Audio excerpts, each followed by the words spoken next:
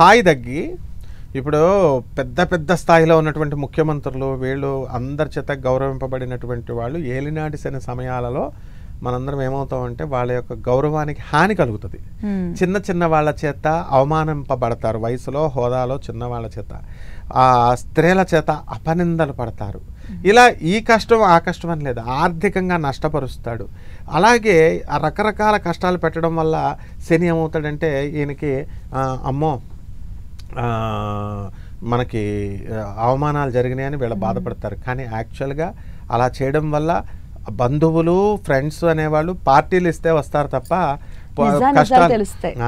కష్టాల్లో ఉన్నప్పుడు నాకు పోలీస్ స్టేషన్కో సాక్ష్యం చెప్పడానికి రా, కోర్టుకో సాక్ష్యం చెప్పడానికి రా అంటే ఎవరు రారు. అదే దావతలు ఇస్తానంటే అందరూ వస్తారు.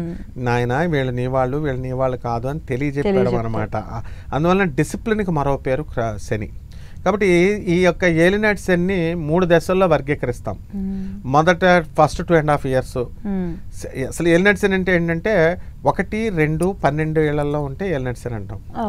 సో ఫస్ట్ దశలో ఏం చేస్తాడంటే ఒకటి ఉంది, మంగు శని, తంగు శని, పొంగు శని అని అంటాం. అంటే మంగు అంటే కొంచెం మన్ను తిన్న పాము ఎలా ఉంటుంది, మందంగా ఉంటుంది. ఫస్ట్ 2.5 years కూడా తినేసి కూర్చున్నట్టుగా కొంచెం స్లోగా ఉంటుంది. ఫస్ట్ టైం వచ్చినప్పుడు ఏలినాటి శని ప్రతి మనిషికి 30 సంవత్సరాలకు ఒకసారి వస్తుందమ్మా. 30 సంవత్సరాలు సైకిల్. 33rd year వచ్చేసరికి 90 years మనుషుల ఆయుర్దాయం ఆటోమేటిక్ అయిపోద్ది, శక్తి ఉండదు ఇంకా 90 yearsకి. కాబట్టి 3వ శని వచ్చినప్పుడు తంగు శని అంటాము. తంగు అంటే పడుకోబెట్టడమే. ఇక ఫస్ట్ టైం వచ్చినప్పుడేమో ఏలినాటి శని డెవలప్మెంట్ అనేది స్లోగా ఉంటుంది.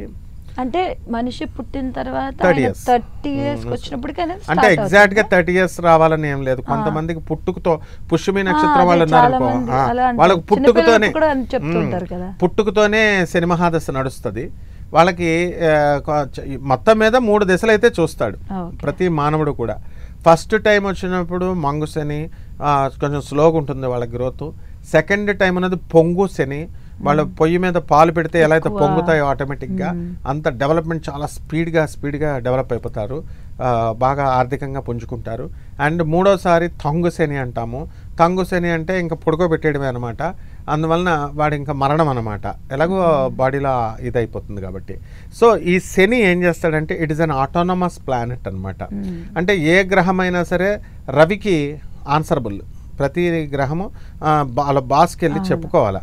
అలా కనీసం బ్రహ్మ విష్ణు మహేశ్వరులకైనా చెప్పుకోవాలి. కానీ శని అంటే అటానమస్ అంటే సర్వస్వతంత్రుడు. ఆయన ఎవరికి చెప్పుకోవాల్సిన అవసరం లేదు, ఆయనకైనే బాస్. అందువలన అయితే మానిటర్ చేస్తారా మరి అంటే గవర్నమెంట్ మానిటర్ చేస్తుంది కదా. ఎంత అటానమస్ ప్లానెట్స్ అయినా JNTU, AICTE, తర్వాత UGC ఇవన్నీ అటానమస్ బాడీస్. గవర్నమెంట్ మానిటర్ చేస్తుంది, ఊరికే సలహాలు ఇస్తుంది, బైలాస్ ఇవన్నీ కూడా. అట్లాగా బ్రహ్మ విష్ణు మహేశ్వరులకి వీళ్ళకు మానిటర్ చేస్తాడు తప్ప శాసించలేడు శనిని. అలాగే శని అహంకారిస్తాడు. మొదట్లో అహంకరించి విష్ణుమూర్తి పైనే యుద్ధం చేస్తాడు.